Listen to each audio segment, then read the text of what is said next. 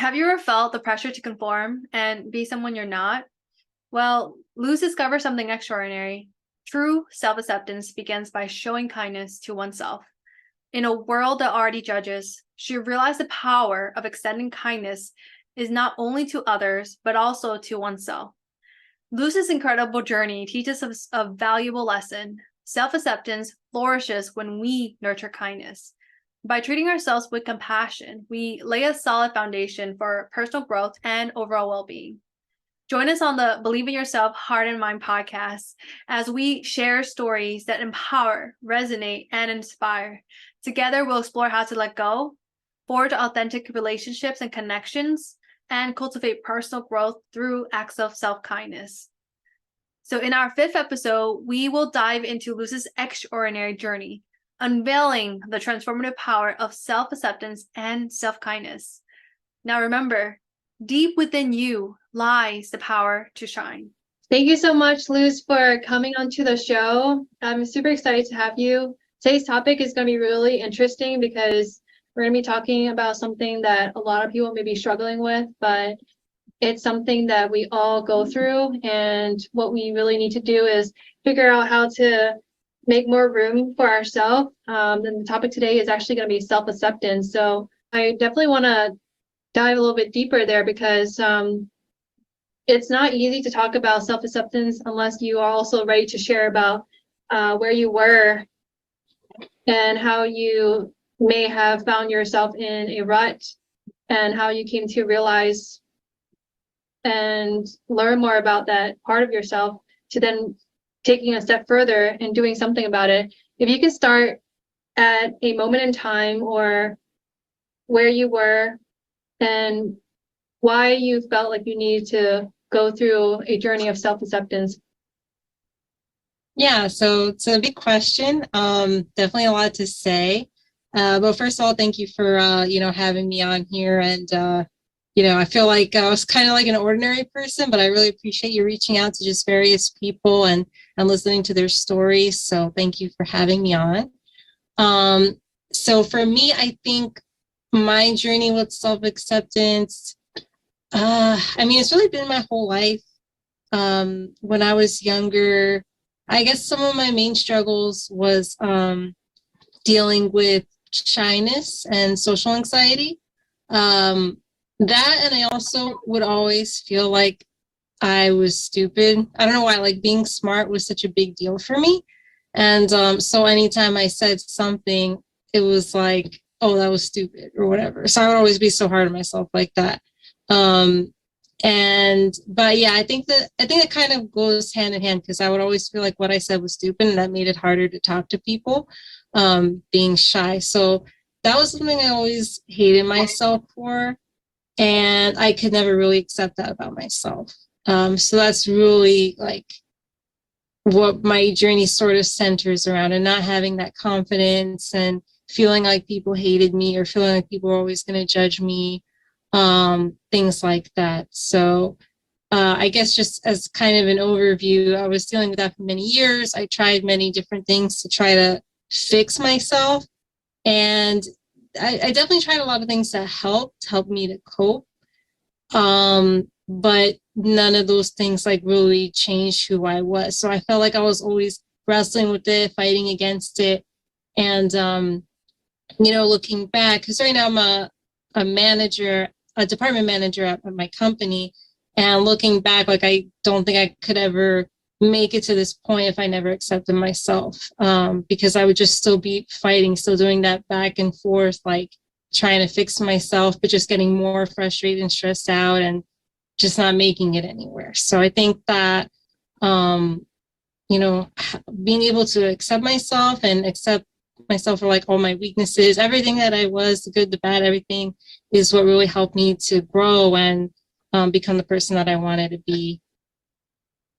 Yeah, you talked a lot about at first feeling a certain way that is uncomfortable, but then labeling it as you being stupid, right? As the that feeling. And was there something that you constantly did that you thought was stupid, or was it just something that you felt you were as a person, if that makes sense.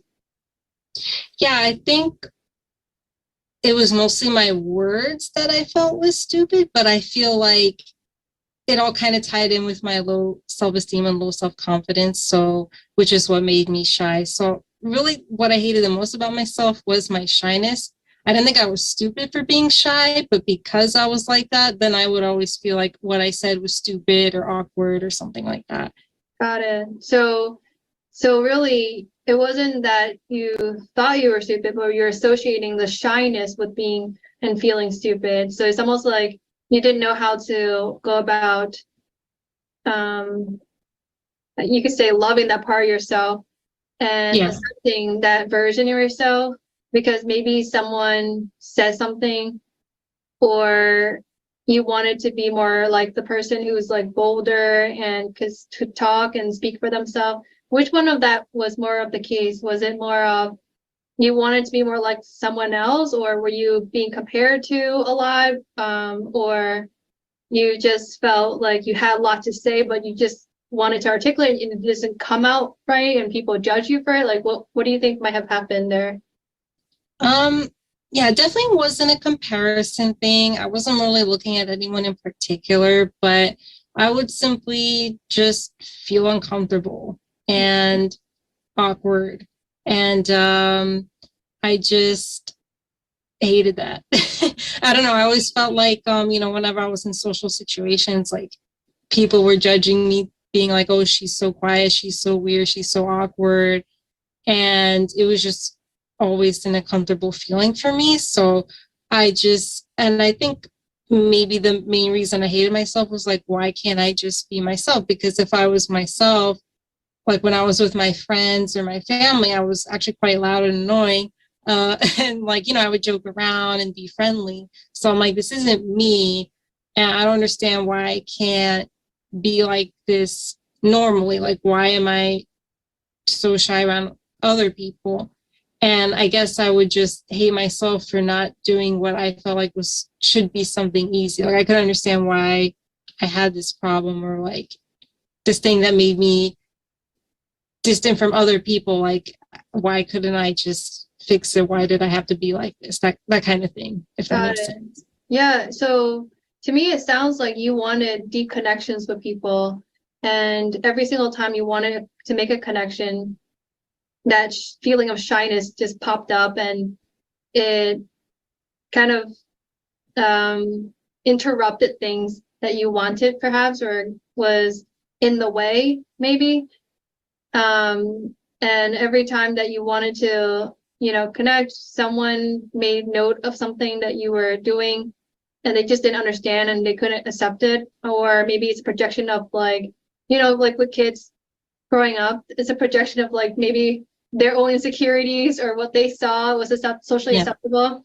So then now you're feeling something, you're trying to express yourself, you're trying to make connections, and the other person who may not have a mature version of creating space for you and end up responding or reacting in a way that made you feel even less than. So how did you go from all of those feelings, being uncomfortable, trying to make connections, trying to accept yourself, to becoming a person who could do that? What was that turning moment or experience that led to that shape or change in mindset? Yeah, so for me, it was, it was a whole process. It's not like you wake up one day and you're a new person, right? So I think, but I did have a turning point in my life. It was actually a spiritual kind of experience. So I'll go into it a little bit, but basically, because I felt so much hatred for myself, I was feeling guilty all the time, like all these negative feelings towards myself. What was kind of the turning point for me was there was one time I was invited to a meeting for Christian leaders. And the only reason I was considered a Christian leader at the time was because I was forced into that role. I was way too scared to like even be in that role to begin with, but because of certain circumstances, I ended up there. So that was a long story in of itself. But anyway, so I go to this meeting and I've never met these people, or I think I've only met like one of them. So I was like having this panic attack and I was so scared, like all these new people.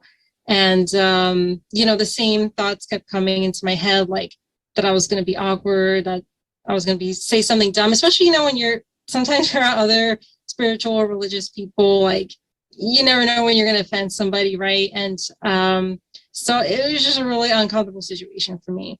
But I was there and they were praying over me, just whatever came into their heart. But they didn't know anything about me. They didn't know that I was shy. They didn't know anything that I was dealing with. It was the first time they were meeting me.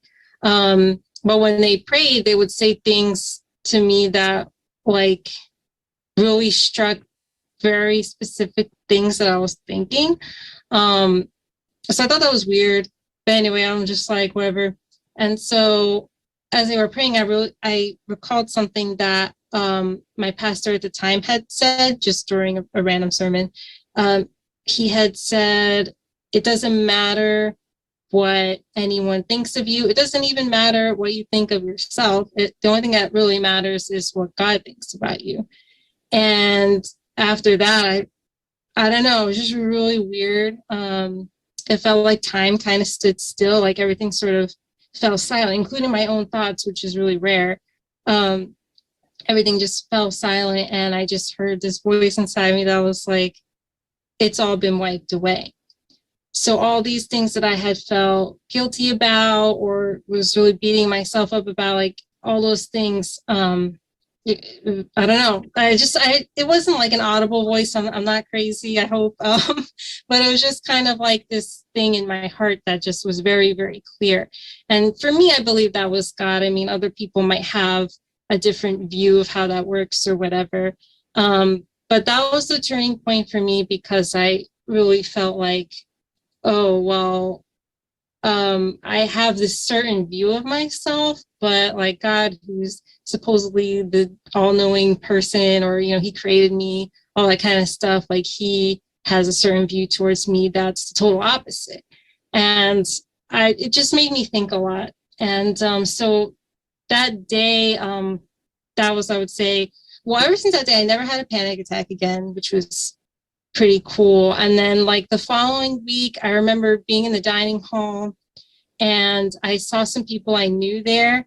And normally my instinct reaction would be go to the other side of the dining hall and avoid these people.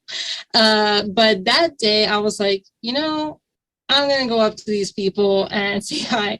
So that's what I did. I went up to them and not only did I talk to them, but I gave them my phone number. I'm like, let's hang out, all that kind of stuff. I'm like, wow, this is pretty crazy for me. Cause I grew up like I was that person as a kid who would hide under the table or hide in my room whenever we had guests. Or I recall there was one time I was trying to join a club at school, club as in like a school activity, not a party or anything.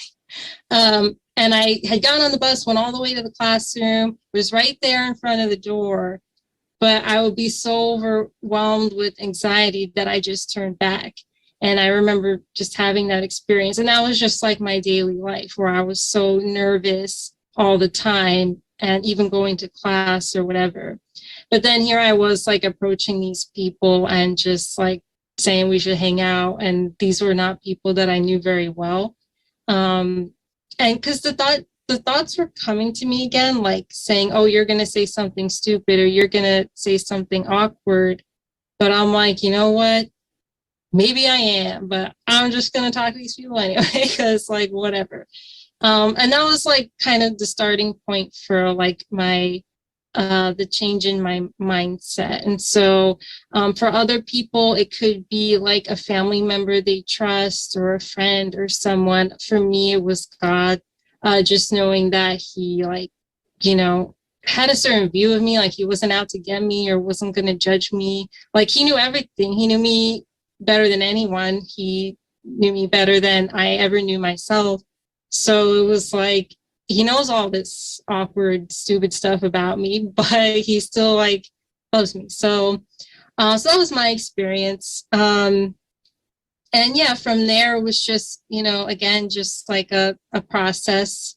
It's not like I suddenly accepted myself or suddenly loved myself from that point, but that was just the point where things started to change. And I never started thinking like, oh, I should start accepting myself or I should start loving myself. It wasn't like that.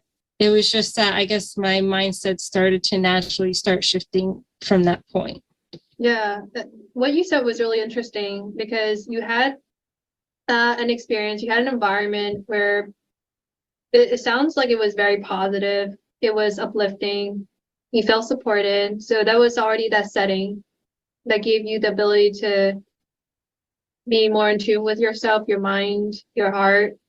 And then there was also a lot of prayer. So you were saying things were just being spoken about, things that you've been wanting to express in your heart, it sounds like, and they were kind of zoning into that, which is amazing. And from there, it seems to me also like that one thought, everything's been wiped away. And when I even heard that, it really gave me the chills because if you ever had anything where you felt uncomfortable or you felt like you were the fault of anything in anyone's life, that message of everything's been wiped away just feels extraordinary and a relief, right? It's like some weight has been lifted off, and you're not at fault anymore. You're no one to blame, and that seems to give you that release of, okay, well, now I don't have that baggage anymore or that way of thinking anymore. Well, what can I do now? So now it's almost like you're taking on a new sense of being. Mm-hmm. And you start thinking, well, if I can be anything or anyone, who can I be now? And automatically it's just like, well, I just want to connect with someone. Why not some stranger that I just happened to see and I want to have a conversation? So I thought that was really interesting because I think a lot of times we get in our way, especially with the way that we think, or we attach to certain feelings and thought patterns and saying, oh, that's just us. But once we learn to dissociate it just for even a moment, and we allow ourselves to take on a new way of thinking or pretending to be someone else even, right? It allows us to, for a quick moment, switch lives or swap lives with something or someone. And I think that was really neat because I'm wondering to myself, does that mean that you ever felt more panic attacks afterwards? Does it also mean that sometimes you were feeling a bit awkward? Do you still like judge yourself because of it? Like, those are some things I have questions about. What happened after? Yeah, so I didn't have panic attacks anymore. That just disappeared. But yeah, I would still, like, even nowadays, I still like, have those thoughts in my head, like those negative thoughts, like, oh, that person's gonna judge you, that person's gonna think you're stupid or whatever. I still would deal with that. I still get mad at myself sometimes, and I think that's totally okay because it's just, I don't know, I kind of view my relationship of myself now the same way I would view any other relationship. And I think people who have trouble accepting themselves or loving themselves don't really, they're special. There's them and then there's everybody else, and the relationships are different. But for me, it's just, I'll get mad at myself sometimes, but I'll forgive myself. I'll encourage myself. I'll try to push myself, just, the same way I would do with a friend or family member. And so it's not like, I feel like there's no finishing point. It's just a journey that you have with yourself. Like, you're going on this journey together with yourself. And so it's a lot better than it was before, where it was really negative and there was always the critic in my head. So it's better, but it's never going to really end. And I don't think I want it to, because then that would mean that I'm perfect. And it would either mean that I'm perfect or it would mean I'm imperfect and I'm completely okay with that. And I don't think I would want either of those. So, but yeah, so moving forward from that, it was just a journey of like kind of dealing with things like one step at a time. I would still be scared at times or a little nervous, but I would start looking at it like, well, that's normal. Like, even for people who aren't shy, if they're going to enter a room with a whole bunch of people they don't know, that can make them nervous. Like, and that's normal and that's okay. So just being able to like recognize those kind of things in my life, it was a step-by-step process, I would say. Yeah. I hear what you're saying. You said it's normal, it's okay. And it sounds like you're able to express that part. And self-acceptance looks like being more understanding instead of just saying it's all gone, it disappeared, everything, is completely taken away. You don't have to worry anymore. It's more of like still dealing with it, but then knowing that when it does come, there's a word now, there's a phrase for that. It's okay. And what does okay mean to you? It means like I'm not gonna kill anybody. Like I used to think like it was the end of the world. Like, oh man, so quiet at this party. Like, who cares? It's not gonna kill anybody. It's not gonna kill yourself. It's not gonna change somebody's life for the worse, or anything like that. So it's fine. Like, it's really not the end of the world. So doesn't mean that like, okay, yeah, I want to stay like this forever. I want to be, I didn't want to stay shy because again, like when I'm feeling shy and I'm like in a group of people or whatever, and I'm not really talking, I'm not myself. And so it's like, I do want to be myself. And so this is something that I do want to work on, but it's going to take time. So if I make mistakes, that's okay. Just learn from them and go on. Recognize that, like, I still recognize it's something that I don't like about myself. And that's okay. I can still love myself and accept myself. And there can still be things that I don't like, about myself. And so, yeah, it's just like being able to recognize that and, move on and work on it without beating yourself up over it. Yeah, let's talk a little bit more about the anxiety piece because I don't know if everyone understands what anxiety feels or looks like. What was it like for you? How long did you have it for? And did it affect your relationships, your work, anything like that? Yeah. For how long, that's really difficult to say. Ever since I was a kid, but not when I was a really young kid. Like I remember when I was like 5, I would just go up to people and talk to them, and it was like whatever. So I don't remember exactly when I started to go through that, but anyway, it was for many years, for most of my life. And for me, it was just like a constant feeling of being nervous. And just like scared, like something bad was going to happen, like I'm going to embarrass myself somehow.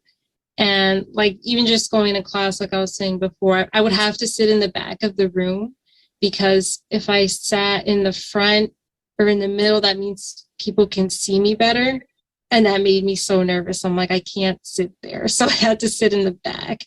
So it was just like a constant feeling of like people are watching and I'm going to embarrass myself. And if it was like a really big situation, like I was mentioning about trying to go to a club activity, or I remember going to a friend's graduation party by myself, or giving a speech in class or something, those situations would be when I'd get the full-on panic attack. So my heart would be pounding, I'd be shaking, sweating, I couldn't think. Like it was just really hard to function. It was like I don't know, like how you would react if you're you see a bear in the woods or something. Like it was like I would be so scared and just overwhelmed with all these symptoms of feeling afraid. And so I would try to avoid those situations, and any time the possibility of that situation coming up would happen, I would just start feeling the symptoms, even not being in the situation. So for example, let's say I was with one good friend and some other person we met. I would usually feel okay if there was one good friend there because I felt like I had that support. But let's say they were talking about, like the other person was like, oh, why don't you guys meet my friends? Like you guys can come over to my dorm next week. Like if someone would have that kind of conversation, I'd start already feeling the symptoms because I would get scared of that potential like scary situation. So it was just like feeling just, nervous and scared all the time.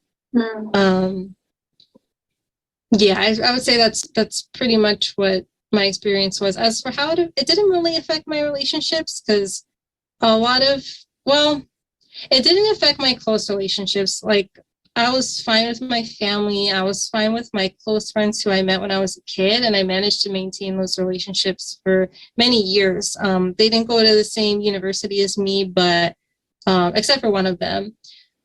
So I had those friendships, but it was hard for me to make friends when I went to university. So the first 2 years, I pretty much had no friends. I had the one friend who I knew from childhood, and then I think I made one other friend in class.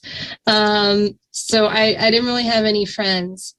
And so it was really hard because I felt like alone in what I was going through. And I'm like, I need someone to help get me out of my comfort zone because I can't do it. But I just, I didn't really have anybody to really help me with that. So yeah, those first 2 years were really difficult.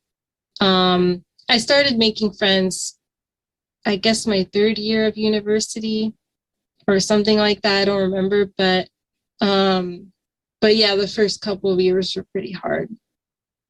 Yeah. What were some things you would have benefited in that kind of state of anxiety? What would have helped you looking back now as someone who's more mature, no anxiety attacks, things like that, have a better understanding of self-acceptance? What would you have told your younger self going through that?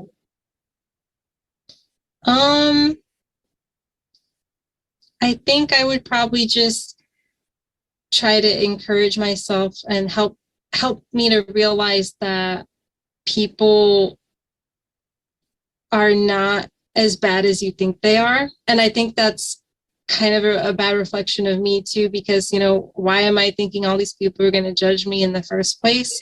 Right? It's like kind of assuming that all these people are bad and they're judgmental and or something. And it's just trying to show myself that people aren't bad. Just, they're going through, some of them might judge you, yeah, but they're going through a journey too. And it's not really about good and bad. It's just we're all on this journey. And so, maybe you'll go to a party and you'll be, you'll feel nervous and you can't talk to anybody. Well, that's okay. No one's going to really look at you and be like, judge you or anything. Maybe that was more likely in elementary school, but after people mature and stuff, it's not as commonplace. And I would try to remind myself too of situations where people were really supportive of me. Like even my roommate, my first year of university, she was a cheerleader, and she was a cheerleader in high school. And so I started feeling nervous around her just because of that stereotype. But she was actually really nice to me, and she would invite me to go to parties with her. I would say no. She would sometimes like pregame or whatever in our room, which would make me really nervous. But she would offer me drinks, but she would always be like, "You don't have to drink if you're not comfortable." She would even give me advice on how to like talk to people and stuff. So she was really nice, and I felt like that was a really good example of someone who has this stereotype or whatever of being a cheerleader. Cheerleaders are like, if you think of a cheerleader, you think of someone who's really outgoing and loud, or like a popular girl, or even some people might have this judgment that they're mean. But she was actually very nice. And I think, just trying to remind myself of all the situations where things were actually good and people did like you and accept you, like just remembering those things, and not the few situations where things went horribly wrong. So yeah, reminding myself of that, and just reminding myself that people are not bad at heart, I guess, are the main things. That's really a powerful insight to tell your younger self. How would you say that you're doing that today, going into your future self? What would you tell her today so that you can continue to grow and develop into the future self that you want? Do you already have an idea of that kind of person that you're looking at? And what are you doing now to work towards it?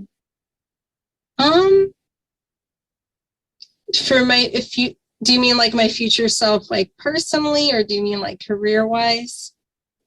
Or yeah, because I think you're one and the same, right? There's just one person that's yourself, and when you're trying to direct your life, the way I think about it is, so when you direct your life, you want to think of it as who are you like 5-10 years from now, and in order to get to that place in time, what would you need to tell yourself, and how do you want to go about doing that in order to get to where you want to be 5-10 years from now? So let's say to accept yourself more, right? I know you said you sometimes will get mad or upset a little bit, you still criticize yourself, right? And if you were able to say it's okay, the number of years now, wouldn't there be another way of going about it, and continue to say, anytime I get upset, it's, how am I feeling right now? And what can I do to listen to myself more? Maybe I'm not really angry because the fact like that I'm actually upset with myself more, that I'm upset with something. What is that actual something that's really bothering me? How can I address that first, instead of always associating everything that seems to go wrong to be my fault, my responsibility, and therefore there's something wrong with me, if that makes sense. So it's like little bits and pieces of your current self that you may want to work on, not necessarily judging yourself or anything like that. Because I feel like with self-acceptance, it's very similar to self-improvement, self-development, right? Yeah. I just want to know from your perspective what you think about it, and if there's anything you're working on today that's trying to get you closer to that version of yourself. Yeah. So yeah, well, in terms of self-development, self-improvement, I do want to say that I feel like when I say self-acceptance, it doesn't mean you don't want to change. It's deciding to accept yourself doesn't mean you're deciding to stay the same. I think that self-acceptance is really important for self-development, because it's kind of like going back to what I was saying with the anxiety stuff. If I didn't accept myself, it would just still be like you fighting yourself, fighting against yourself, getting frustrated and getting stressed out. Like, you need to work together with yourself. Like I said before, like, your relationship with yourself is like any other person. If you're constantly fighting with somebody, fighting against them, fighting against their ideas, you guys aren't going to make it anywhere. That's not a good team. So when you accept yourself, then you're like, okay, I recognize what's wrong, what's good, and you can make practical steps to move forward. So I think that self-acceptance is really important to self-development. And for me, in terms of how I help myself now to like keep moving forward, is one thing is I try to look at myself through a third person perspective. Because I think like as people, when we try to reflect on ourselves or whatever, we're kind of biased. So I really try to look at myself like as if I was somebody else. So if I'm like, if something makes me upset, it's like, yeah, I try to sit back and be like, okay, why is this upsetting me? And then I'll ask myself, why is this really upsetting me? Like some people have a hard time admitting certain things. For example, admitting to jealousy or something like that. Like nobody wants to admit that that's what they're feeling.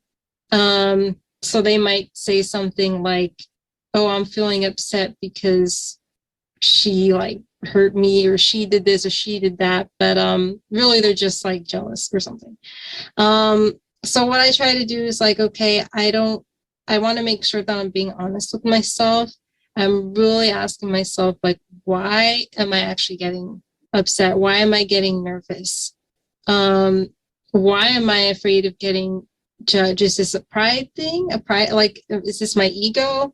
I really try to ask those questions because, and I really try to intentionally think of things that I wouldn't want to admit, like the ego stuff. Like, I don't want to admit that I have a big ego. Like, no way.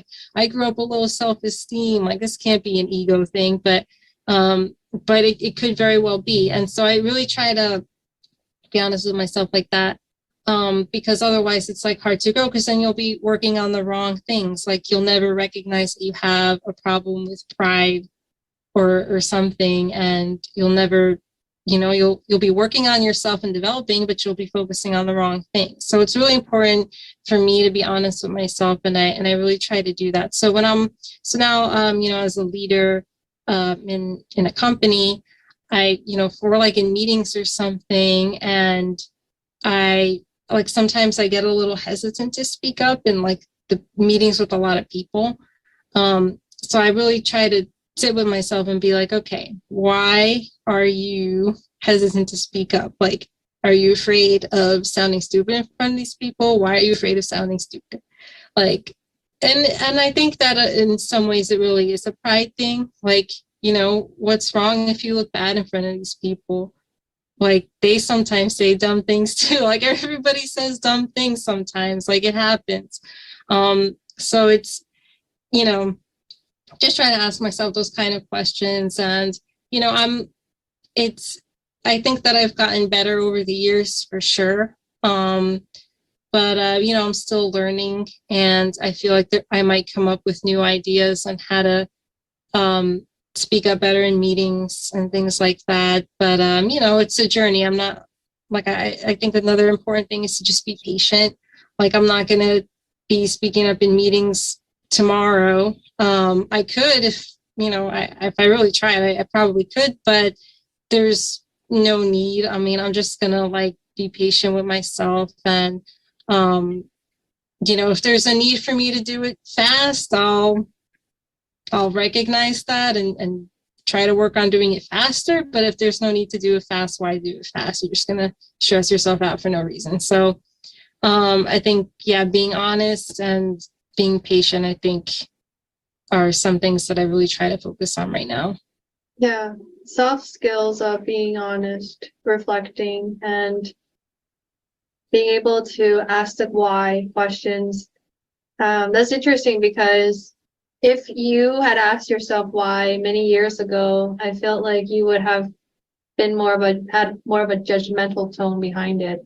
And it probably might have come from that mindset that you had, right? A lot of like, and I'm just gonna throw out those emotions out there, maybe shame, guilt, like you were saying, feeling stupid or whatever. And some people, they shut down by kind of hiding themselves away from people. Other people may shut down by maybe isolating themselves from certain groups of people or topics and things like that. So it's almost like when we feel like we're shut down in a sense, it's like we try to we continue to blind ourselves more and more and until we ask those that unveiling question of why, and then once we do it in a very kind way, and I think you nailed it when you said it's not that you don't care about self-improvement or self-development, but that it's good and it's actually better for you to have started with self-acceptance, because a lot of us, we could be improving ourselves and working hard and trying to, work out and look good and sound good. That could be a form of self-development. That could be a form of self-improvement. But if on the inside you just feel so broken still and you just don't like yourself, how much longer can you keep up this front before even that starts to wear off and break down? So that's really interesting. I think we're gonna start wrapping it up. I just wanted to ask you if there were any way to tell people now who are in the workforce, who have gone through stress, trauma, feeling less of themselves, struggling with speaking up, being a leader, or talking to strangers like that. What are some things you might want to consider sharing with them? Where could they start if they want to just become a better version of themselves? I think one thing is trying to find similarities between yourself and the people around you. When I started doing this, because, like I said, I always felt like everything I said was stupid. But then when I really tried listening to people around me, I noticed they would say similar things. And it's like, it's not like what I'm saying is stupid. It's actually kind of normal. And, just finding those connections with other people, like you're not worse than everybody else. You're also not better than everybody else, but we're all just people. We all like do our best to communicate. Maybe we'll miscommunicate sometimes, but just finding those connections with other people, like recognizing like they're pretty much the same as me. They're saying the same sort of things. They're making the same kind of jokes. Oh, hey, it looks like that person just made a joke and they might have offended this other person. They're probably not overthinking it. I would. But it happens all the time. And it's just when you recognize that everyone is like this and it's actually normal, it's not a bad thing. I think that's really important. Sometimes I'll notice too, like, hey, that person didn't really speak up in today's meeting. Or this person seems a little on the quieter side too. Like, and then, and even sometimes like looking at, when you look at memes, and people make memes about like being introverted and stuff, it's like, like this isn't really me being stupid. This is actually normal. So I think that helps a lot when you can really connect with the people around you and recognize that you're all, I don't want to say you're all the same because you're not all the same, but we all have, we're just all human, and no one's better or worse than somebody else. Yeah, I love what you said. Actually, it's an interesting ending here because in the beginning you were talking about the struggles of connecting with other people, and it seems like you were going in maybe not the best of crowds, people who just were a little bit had different personalities than you, and there was no resonance there. But when you learned that there were people like you, it made you feel more connected, and surround yourself with similar people can actually help bring out more of yourself instead of the opposite, where before people who may be a bit different, the way they responded and things like that, not necessarily a bad thing either, like you were saying, it's just that that's how they would respond, right? Maybe because of their personality or upbringing or however. So I thought that was a really key and wise choice of suggestions there, I think, because a lot of us may actually think that we need to become like someone else, whereas what you're saying is surround yourself like the people you want to be, or also surround yourself with the people that are already resonating very similar qualities and traits like you, and that could perhaps bring out something more of yourself. Is that kind of what you're trying to get at, or is there anything else I'm missing? Well, yeah, not necessarily people who are like you, because like if you're at your job, there's, you don't choose who your coworkers are, right? The people you have to work with are the people you have to work with. But I think that you can connect with anybody on some level. And I think that that's really important to having a good relationship with someone who seems like they're really different from you. There's always going to be some sort of common ground, even, the job that you're at, how you ended up there. The fact that you're both working at the same place, like there's always some way you can connect with somebody. And then not just that in terms of relationships, but just recognizing that, because I think people who don't have a lot of confidence or who have trouble accepting themselves, they just feel inferior. And when you start recognizing that other people have the same mannerisms or they kind of talk similar to you or something, you realize that you're not really inferior to them. You're on equal footing because they're not doing anything better than you are. You're just, you have your ways and they have their ways, and on some level you share similar patterns. And like those things, I guess what I'm trying to say is those things that you're calling stupid about yourself or that you don't like about yourself, like, well, other people are like that too. So it's it may not be actually a bad thing. It might just be a normal thing. I think I hear you're saying, instead of going into the negative of something, start with something that helps you feel connected and feel heard or appreciated, or maybe show appreciation to someone else, because that is that first connection, and it could open up to something more because you made that first step. I think that's really well said. So last question here is, who or what inspires you? Who or what inspires me? That's a great question. I feel like there's a lot of inspiring content out there. I would say one is God. Like I said, I'm a spiritual person, and specifically a Christian. I think, Jesus inspires me the most. I think that serving others is what I'm really passionate about, because that's something you can do anywhere you are, like having that attitude of service towards others. And so that really inspires me a lot. But I just feel like in general, I can find inspiring things just in the people I meet day to day. Everyone has qualities that really inspire me. I've met other shy people. They inspire me. Their journeys inspire me, just the way they went through it. Or just sometimes, I listen. I try to be a good listener. And when you really listen to everybody's things that they're going through, I feel like just people's daily lives kind of inspire me. Like I'll meet people who, they recently lost their mom, or someone, was at a really horrific job for X amount of years. And it's like, oh, wow, how'd you get through that? Like everyone has a story. And actually, it's a reason why I like this podcast a lot too. It's like everyone has a story.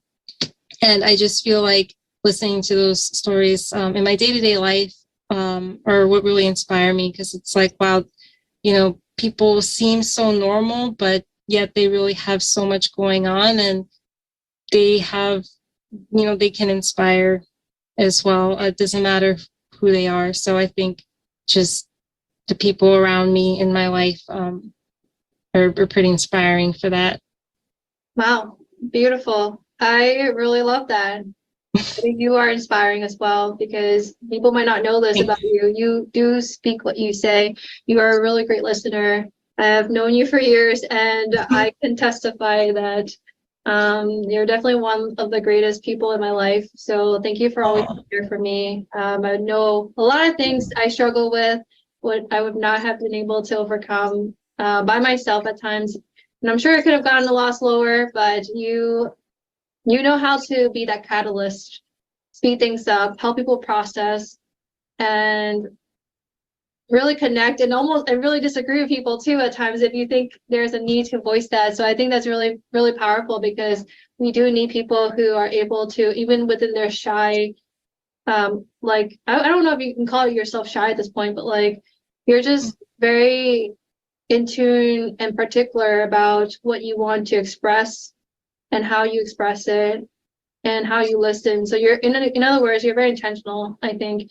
So, and it came a long way from all those years of trials and hardship, but you learn what you wanted, what you liked, what kind of person you wanted to be throughout all those different emotions you had to work through. So I think that's incredible. So thank you for. Thank you for that. You do, yeah. All right, well, thanks everyone for listening. This is an amazing place to connect. This is a way for us to hear each other and share stories. So thank you for listening. All right, talk to you later. All right, bye.